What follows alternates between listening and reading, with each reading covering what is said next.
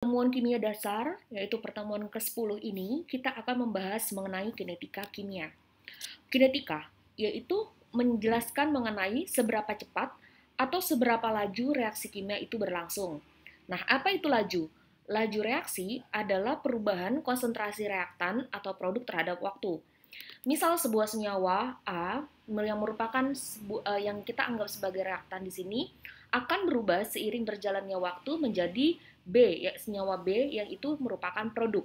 Nah, berapa kecepatan atau berapa laju reaksi dari A menjadi B, itulah yang akan kita pelajari pada pertemuan kali ini. Laju sama dengan min perubahan konsentrasi senyawa A dibanding perubahan waktu. Konsentrasi A sendiri merupakan perubahan konsentrasi A selama waktu delta T. Nah, di sini kita bisa melihat bahwa laju pada A, senyawa A yang dalam hal ini adalah reaktan, menunjukkan negatif. Mengapa negatif di sini? Karena jumlah reaktan selama proses terjadinya reaksi kimia itu akan menurun seiring dengan bertambahnya jumlah produk. Sedangkan laju di sini delta B adalah perubahan konsentrasi B selama selama selang waktu tertentu. Nah, jadi dari kinetika kimia ini atau laju reaksi yang akan kita bahas secara spesifik, maka kita bisa melihat bahwa perubahan konsentrasi reaktan itu akan menurun, sedangkan perubahan konsentrasi produk itu akan meningkat terhadap waktu. Maka laju reaksi ini biasa memiliki satuan molaritas per second karena membandingkan antara konsentrasi dengan waktu. Jika senyawa A yang merupakan reaktan berubah menjadi produk B, maka jalannya reaksi ini kita bisa lihat seperti ini. Contoh, sebuah senyawa pada awalnya adalah sebuah reaktan. Seiringnya dengan berjalannya waktu reaksi kimia berlangsung, maka akan terjadi perubahan selama waktu tertentu. Jika pada gambar ini dijelaskan selama waktu 10 detik, pada selang waktu 10 detik, selama 60 detik, karena di sini kita bisa lihat setiap 10 detik, misalnya kita anggap ini 10 detik, 10 detik, 10 detik, 10 detik, 10 detik, 10 detik, selama 60 detik, maka akan terjadi perubahan dari senyawa A yang merupakan reaktan menjadi B, yaitu merupakan produk. Perubahan ini yang menunjukkan terjadi yang akan kita hitung berapa laju atau kecepatan reaksinya. Nah, laju sendiri yang seperti sudah saya sampaikan di slide berikutnya merupakan perubahan dari konsentrasi senyawa A dibanding dengan perubahan selang waktu tertentu dibanding dengan laju dan pada konsentrasi B dibanding dengan perubahan selang waktu tertentu. Berdasarkan grafik ini kita bisa melihat bahwa seiring dengan berjalannya waktu, reaktan di sini akan mengalami penurunan konsentrasi. Yang hitam ini ya. Jadi kalau warna hitam ini yang merupakan reaktan, dia yang jika digambarkan pada awalnya dia memiliki 40 molekul, namun seiring terjadinya berjalan reaksi kimia, maka reaktan ini akan berubah, lalu diikuti dengan peningkatan konsentrasi dari produk yang dilambangkan dengan warna merah atau kita sebut pada pembelajaran kali ini yang senyawa B ini. Nah, inilah laju reaksi di mana konsep yang harus kita pahami bahwa seiring berjalannya waktu, pada selang waktu tertentu maka akan terjadi penurunan konsentrasi dari reaktan dan peningkatan konsentrasi dari produk. Contohnya adalah pada senyawa berikut, reaksi kimia berikut, Br2 bromin dengan asam format. Ketika direaksikan menghasilkan 2 Br- plus 2H plus CO2. Bromin sendiri berwarna coklat kemerahan. Ketika ditambah dengan asam format, maka akan terjadi perubahan menjadi keadaan yang tidak berwarna. Pada awalnya bromin ini bisa dilihat di spektrometri fotometri UV vis dapat terdeteksi di panjang gelombang 393 nanometer berwarna coklat kemerahan. Namun ketika direaksikan dengan asam format, maka terjadi penurunan absorpsi dari warna dari coklat kemerahan ini menjadi tidak berwarna. Maka penurunan ini mengakibatkan penurunan absorpsi ini akan mengakibatkan bahwa senyawa ini menjadi tidak berwarna. Ini merupakan contoh reaksi di mana kita tahu berdasarkan reaksi ini maka sudah terjadi pembentukan ion 2Br-, 2H+, dan CO2. Nah, dari reaksi ini pun juga kita bisa memahami bahwa semakin banyaknya waktu yang diperlukan, maka akan meningkatkan konsentrasi dari produk itu sendiri. Kita bisa melihat di sini bahwa seiring dengan berjalannya waktu, maka akan terbentuk, maksudnya akan menurunkan jumlah reaktan dan akan meningkatkan jumlah produk. Kita bisa lihat di sini bahwa seiring berjalannya waktu, konsentrasi BR2 yang merupakan reaktan pada reaksi ini jumlahnya makin lama akan menurun. Namun di selang waktu tertentu ketika dibuat dalam grafik seperti ini, dibuat dalam grafik antara waktu dan juga konsentrasi dari BR2, maka dalam hal ini BR2 yang merupakan reaktan dia akan mengalami penurunan konsentrasi. Nah, ketika diukur dalam hal penurunan konsentrasi ini, maka didapatkan kecepatan bahwa antara selang waktu tertentu, contoh dari selang waktu kita bisa lihat misalnya di sini di titik 100 dan titik 50, antara selang waktu 50 dan 100, antara 100 dan 150, 150 dan 200, 200 dan 250, 250 dan 300, 300 dan 350, ini akan ada terbentuk slope of tangannya setelah dihitung bahwa kemiringannya ini antara di titik-titik 3 titik waktu yang diambil, maka kita bisa lihat bahwa kecepatan di sini cenderung sama, yaitu di sekitaran kecepatannya akan mengalami penurunan, maksud saya dari 2,96 kali 10 pangkat min 5 pada 100 detik pertama, pada 200 detik berikutnya, maka akan terjadi penurunan laju menjadi 2,09. Lalu pada detik ke-300 maka akan terjadi penurunan laju. Nah, dari sini bisa kita simpulkan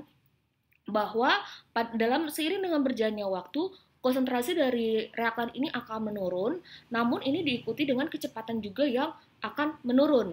Oleh karena itu, bisa kita simpulkan bahwa dalam hal ini, perhitungan laju rata-rata yaitu konsentrasi dari BR2, perubahan konsentrasi BR2 dibagi perubahan waktunya. Dalam hal ini, BR2 akhir yang kita hitung dikurang BR2 awal dibagi T akhir dikurang T awal. Jadi kita hitung dulu BR2 akhirnya berapa, dikurangi BR2 awalnya. Contohnya di sini kita bisa lihat BR2 akhirnya contohnya adalah 0,0086. Kita kurangi BR2 awalnya 0,0101. Per T akhirnya yaitu 100 detik dikurangi 50 detik. Nah, dari sini bisa nanti akan dapatkan hasilnya adalah 2,9 kali 10 pangkat min 5 dan begitu juga pada titik konsentrasi yang lain. Nah, dalam hal ini seperti yang sudah saya sebutkan tadi, seiring dengan berjalannya waktu, maka konsentrasi reaktan ini akan menurun dan diikuti juga dengan penurunan laju dari reaksi tersebut. Oleh karena itu, laju reaksi berbanding lurus dengan konsentrasi reaktan. Laju dalam hal ini akan mengecil seiring dengan menurunnya konsentrasi bromin. Makin rendah konsentrasi brominnya, maka di sini kecepatannya akan menurun seiring dengan berjalannya waktu. Nah, ini contohnya yang lain bahwa nanti setelah kita menghitung laju ini, maka kita akan bisa menghitung tetapan laju dari reaksi tersebut, di mana tetapan laju sendiri adalah konstanta laju yang saya maksudkan tetapan laju atau konstanta laju itu adalah laju yang sudah kita hitung dari slope of tangan tadi dibagi dengan konsentrasi BR2. Maka kita bisa lihat dari perhitungan yang ada kecenderungan bahwa laju reaksi pada bromin dan asam format itu adalah sekitar di angka 3,5. Dan ini bisa digambarkan dengan grafik regresi linear seperti ini. Nah, selain pada larutan juga dapat kita lihat pada gas, di mana jika dengan contoh reaksi ini 2H2O2 menjadi 2H2O plus oksigen. Nah, di sini dengan menggunakan rumus dari gas yaitu PV sama dengan nRT, maka bisa kita utak-atik rumusnya ya, dan didapatkan hasilnya yang terakhir ini adalah laju reaksi sama dengan peningkatan tekanan gas oksigen seiring dengan waktu. Mengapa? Karena kita bisa di sini bahwa laju sama dengan perubahan tekanan dibagi perubahan waktu. Ya, jadi kita langsung lihat sini laju sama dengan 1/RT dikali delta P per delta T. Nah, jadi kita bisa lihat bahwa laju di sini akan berbanding lurus dengan tekanan, tetapi dia akan berbanding terbalik dengan waktu. Jika salah satu dari antara produk atau reaktan dari reaksi adalah gas, maka menggunakan manometer untuk mengetahui laju reaksi tersebut. Ini contohnya, jadi ini grafik untuk menghitung bagaimana kecepatan dengan mencari slope dari reaksi tersebut. Nah, laju reaksi dan stokiometri, di mana dari laju reaksi dan stokiometri kita bisa belajar bahwa ketika 2 mol A menghilang setiap 1 mol B terbentuk, maka lajunya itu sama dengan 1/2 dikali konsentrasi, perubahan konsentrasi A per waktu yang ada. Sedangkan untuk senyawa B ini, karena dia di sini jumlahnya 1 mol, di sini kalau tadi mol A itu jumlahnya 2 mol, maka di sini delta B per delta T tanpa adanya setengah, karena di sini kalau kita bandingkan A dengan B, kita bagi 2 berarti A-nya jadi setengah, B-nya itu tetap jadi 1. Nah, kita bisa lihat di sini bahwa koefisien dari senyawa A dilambangkan dengan A kecil, koefisien dari senyawa B dilambangkan dengan B kecil, koefisien dari senyawa C itu C kecil, D itu D kecil. Nah, lajunya itu sama dengan min 1/A. Kenapa min? Saya sudah jelaskan di awal, karena ini adanya penurunan konsentrasi untuk bagian yang sebelah kiri yang merupakan reaktan. Nah, untuk yang sebelah kanan tadi kan produk, berarti dia tidak terjadi penurunan, jadi dia tidak negatif ya. Ini merupakan laju reaksi dan stokiometri. Nah, tuliskan rumus laju dari reaksi berikut. Jadi kalau kita menulis rumus lajunya berarti dari stokiometri yang ada, maka kita bisa menulis min delta CH4 per delta T sama dengan min setengah, karena di sini ada koefisien 2 ya. Terus konsentrasi oksigen per delta T sama dengan konsentrasi CO2 per delta T dan setengah konsentrasi dari H2 per delta T. Nah, lanjutan kita akan mempelajari hukum laju. Hukum laju ini mengungkapkan hubungan antara laju reaksi dengan konstanta laju dan konsentrasi reaktan. Jadi, di sini kita bisa lihat bahwa ada senyawa A, B menjadi C dan D. Nah, untuk lajunya sendiri itu akan ditentukan dengan adanya, bisa kita lihat dengan order reaksi dari reaksi tersebut. Nah, reaksi adalah order X di sini pada A dan order reaksi yaitu Y pada B. Nah, jadi kalau ditanya berapa total seluruh order reaksinya ketika X ditambah dengan Y. Contohnya di sini, saya rasa ini sebenarnya materi yang sudah pernah dibahas waktu kalian SMA ya, yaitu F2 ditambah 2ClO2 menjadi 2FClO2. Nah, di sini lajunya itu berarti laju dari laju sama dengan konstanta laju, yaitu konsentrasi dari F2 kita cari ordernya berapa, yaitu dilambangkan dengan X, dikali dengan konsentrasi dari ClO2 yang dilambangkan dengan Y. Caranya adalah kita pertama-tama mencari nilai X terlebih dahulu. Cari menilai X itu adalah, maka kita harus mencari X ini kan terdapat pada senyawa F2. Maka kita harus terlebih dahulu mencari ClO2 yang merupakan yang dia konsentrasinya konstan. Kita bisa lihat pada percobaan nomor 1 dan nomor 3, konsentrasi dari ClO2 itu adalah konstan, 0,010.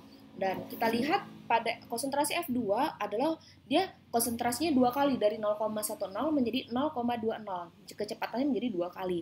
Nah, begitupun juga dengan lajunya. Jadi kalau konsentrasinya 2 kali, yang ini kecepatannya 2 kali. Dari 1,2 kali 10 pangkat min 3 menjadi 2,4 kali 10 pangkat min 3. Nah, dari sini kita bisa lihat bahwa ordernya dari sini 2 kali konsentrasi F2 diikuti dengan 2 kali kecepatan dari laju reaksi tersebut. Maka di sini kita bisa lihat 2 kali perbandingannya, maka di sini sama kita bandingkan 2 kali dibanding 2 kali di sini, maka dia 2 banding 2 atau 2 bagi 2 sama dengan 1. Nah, sekarang kita sudah mendapatkan order reaksi X. Sekarang order reaksi dari F2 yang dilambangkan dengan X sama dengan 1. Nah, sekarang kita akan menghitung berapa Y-nya. Nah, untuk menghitung Y, maka kita mencari F2 yang sama, yaitu pada percobaan 1 dan percobaan nomor 2.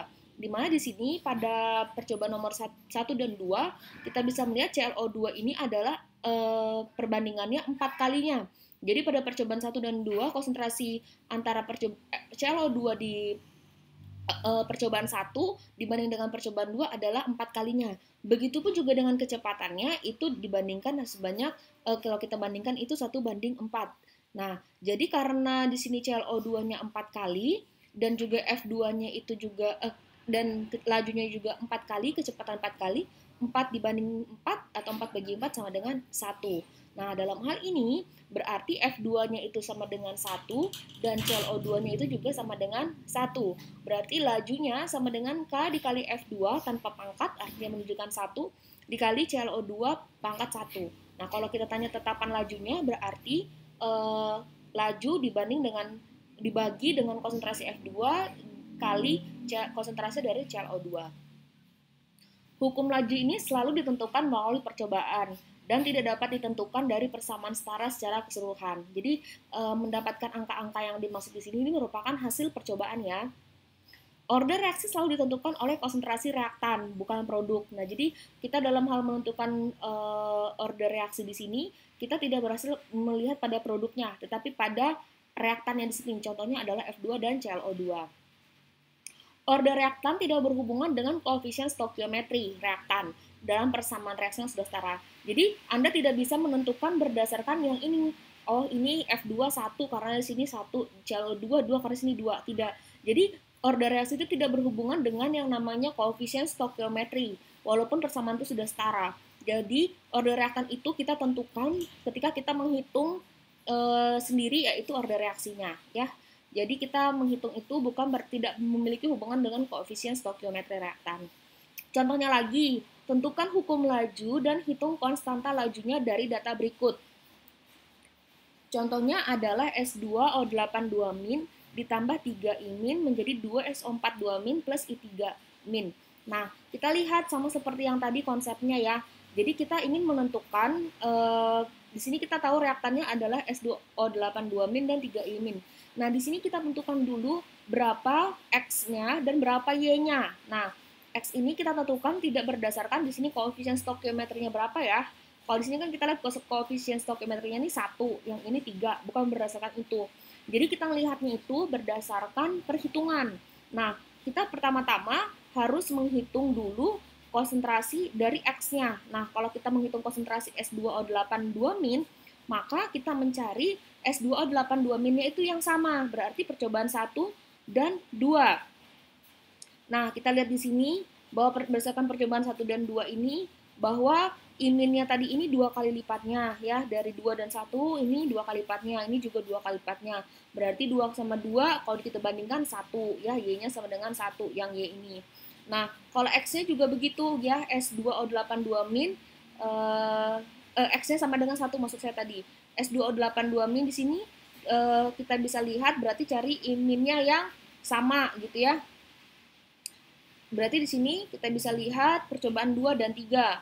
2 dan 3 di sini S2O82-nya 2 kalinya, yang ini 2 kalinya juga. 2 banding 2 sama dengan 1. Nah, berarti di sini X-nya 1, Y-nya juga sama dengan 1 karena dia perbandingan ketika dibandingkan ketika kita S2O82- kita lihat I- yang sama, begitupun sebaliknya.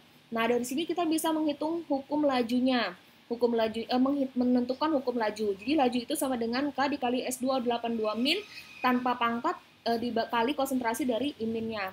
Nah, K-nya itu lajunya, K itu sama dengan K ini sama dengan laju dibagi konsentrasi dari S2O82- dikali I-nya. Laju sudah ditentukan di soal, kita ambil satu misalnya 2,2 kali 10⁴ dibagi 0,08 dikali 0,034, hasilnya 0,8 per meter kali second. Nah, kita lanjutkan order reaksi, yaitu bahwa order reaksi ini kita akan bahas lagi ya, dan nanti akan banyak contoh soal, bahwa order reaksi ini menyatakan besarnya pengaruh konsentrasi reaktan saat terjadinya laju reaksi. Order yang besar menyatakan bahwa reaktan tersebut lambat untuk bereaksi. Diberikan untuk tiap reaktan atau kadang produk dan katalis. Order reaksi total itu merupakan jumlah order untuk reaktan dan yang individual dan harus ditentukan dari data percobaan. Ada beberapa jenis reaksi order 0, di mana order ini ketika senyawa A menjadi sebuah produk, maka di sini dalam hal laju reaksinya itu tidak bergantung pada konsentrasi reaktan. Jadi, laju dari reaksi tersebut sangat bergantung dengan tetapan dari laju tersebut. Jadi, berapapun konsentrasi reaktan mau ditambahkan itu tidak berpengaruh terhadap dari laju reaksi tersebut. Kita juga mengenal namanya reaksi order pertama. Jadi reaksi order pertama ini ketika sebuah senyawa A menjadi sebuah produk, maka di sini akan terjadi perubahan di mana perubahan ini sangat bergantung pada konsentrasi reaktan. jika di reaksi orde 0 ini tidak bergantung pada konsentrasi reaktan, tapi pada orde pertama ini dia sangat bergantung pada konsentrasi dari reaktannya. Laju reaksi akan meningkat seiring dengan peningkatan konsentrasi. Jika konsentrasi reaksi, yaitu reaktan tadi ditingkatkan 2 kali semula, maka laju reaksi juga akan meningkat besarnya sebanyak 2/1 atau 2 kali dari semula. Jadi kita bisa lihat bahwa terjadi hubungan yang berbanding lurus pada reaksi orde pertama. Semakin tinggi konsentrasinya, semakin dinaikkan konsentrasi dari reaktannya, maka laju reaksinya juga akan semakin meningkat. Nah, untuk reaksi orde kedua ini berbeda dengan reaksi orde pertama. Reaksi orde kedua ini berbanding lurus dengan kuadrat konsentrasi dari reaktannya. Jadi, apabila konsentrasi reaktan ini dinaikkan 2 kali semula, maka laju reaksinya akan meningkat sebesar 2/2 atau 4 kali dari yang semula. Nah, kalau misalnya dia 3 kali semula, berarti 3/2 sama dengan 9. Oleh karena itu, rumusnya laju sama dengan K dikali konsentrasi A dipangkatkan 2.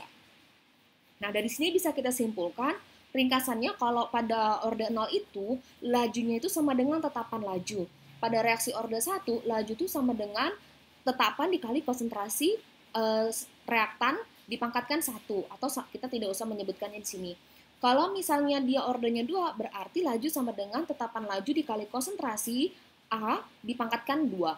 Nah, ini ada beberapa contoh yang akan kita bahas karena ini juga akan keluar di soal.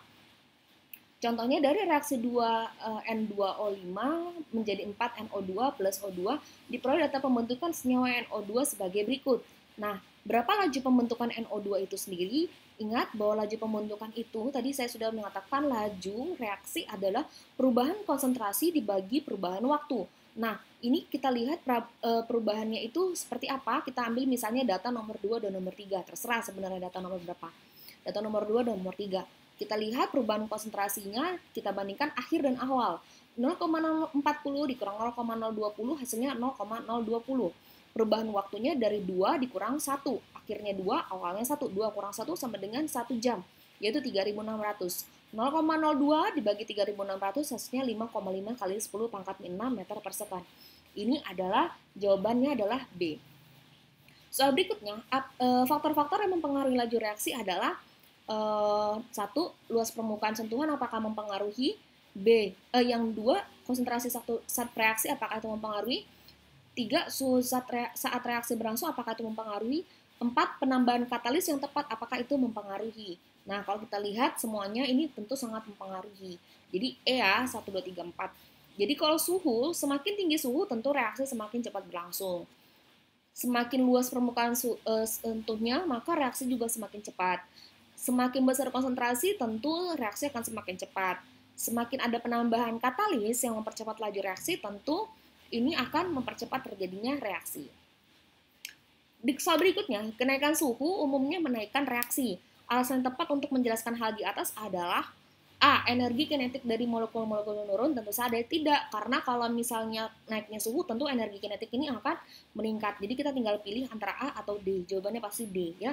Penjelasannya di sini adalah efek dari kenaikan suhu adalah memperbesar energi kinetik rata-rata dari sistem yang demikian banyak. Demikian lebih banyak yang dapat mencapai keadaan peralihan. Dengan kata lain, kecepatan reaksi akan diperbesar. Mengapa? Jadi karena energi kinetiknya itu akan semakin meningkat.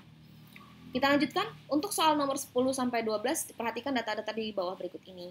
Jadi ada besi 0,2 gram dalam bentuk serbuk, ada juga dalam bentuk kepingan, di mana ada konsentrasi HCl 3 molar, 2 molar, 3 molar, 2 molar, dan 1 molar. Nah, pada percobaan 1 dan 3, faktor yang berpengaruh terhadap jalannya reaksi adalah, kita lihat percobaan 1 dan 3.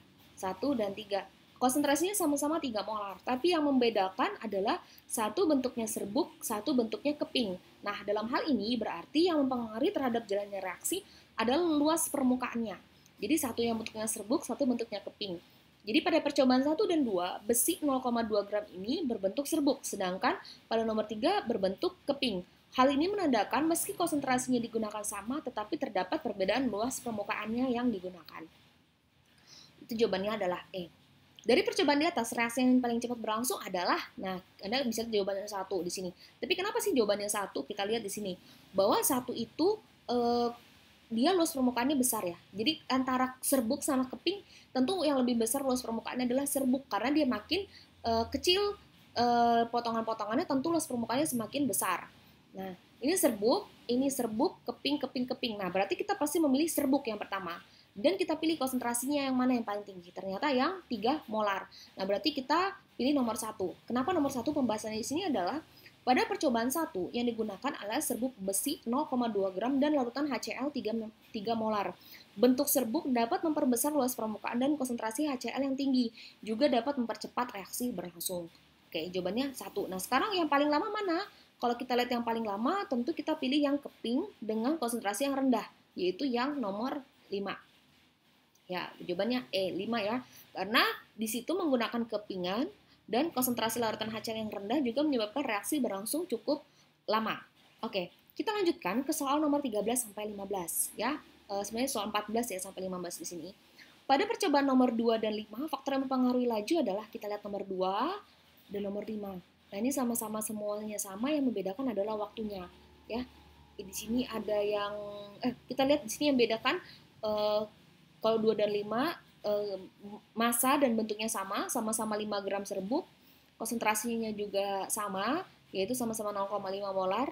Waktunya beda, di sini 12, ini 8. Tapi kita lihat lagi, suhunya beda juga. Di sini 25, di sini 35. Kira-kira apa yang berbeda di sini adalah suhunya. Jadi kita bisa lihat pembahasan di sini. Percobaan 2 dan 5 sama-sama menggunakan serbuk zat A. Luas permukaannya sama, larutan B juga mempunyai konsentrasi yang sama, yaitu 0,25 B ini 0,5 molar ya, bukan 0,25 karena sini 5 ya. Bukan 0,25, 0,5 molar. Namun pada suhu tampak bahwa pada percobaan 2 dilakukan pada suhu 25 dan percobaan 5 pada suhu 35. Tampak bahwa reaksi percobaan 5 itu lebih cepat dibanding dengan reaksi nomor 2. Kenapa? Karena ada faktor suhu.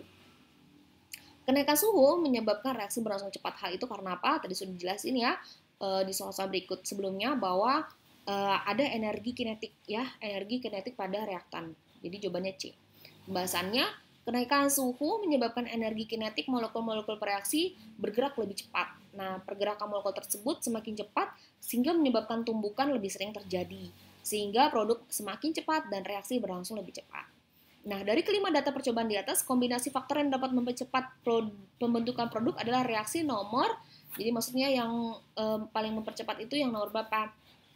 Kita lihat ya, yang kombinasi faktor yang dapat mempercepat pembentukan produk yang 5 ya, 5. Kenapa 5?